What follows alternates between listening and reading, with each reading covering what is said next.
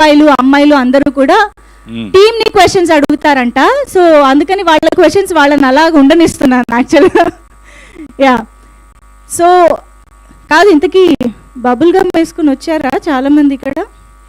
No, ఇవ్వలేదా? అబ్బో, రోజు ఇస్తేనే, ఎవరైనా ఇస్తేనే తింటున్నట్టు. కాలేజ్ క్లాస్ రూమ్లో కూడా బబుల్ గమ్తో వెళ్తారు కదా మీరు, chewing gum. No, side pockets చూసారా? బబుల్ గమ్ తీసుకెళ్ళి సీట్లో పెడతారు. అది సార్, ప్యాంట్ అతకడానికి ప్యాంట్లో తీసుకుని వెళ్తారు, తిన్నాక సీట్లు కిందే ఉంటాయి అవన్నీ కూడా. అందుకే పొరపాటున కూడా థియేటర్ సీట్స్లో, కాలేజ్ సీట్స్లో మాత్రం కింద చేయి పెట్టకూడదు. సో అది ఆ డైలాగ్తోనే యాక్చువల్లీ టీజర్ స్టార్ట్ అవుతుంది. ఎందుకంటే బబుల్ గమ్ ఈజ్ అందరి పార్ట్ ఆఫ్ లైఫ్లో ఒక భాగం అయిపోయిందని చెప్పాలి. So bubble gum itself is a character అని కూడా చెప్పొచ్చు.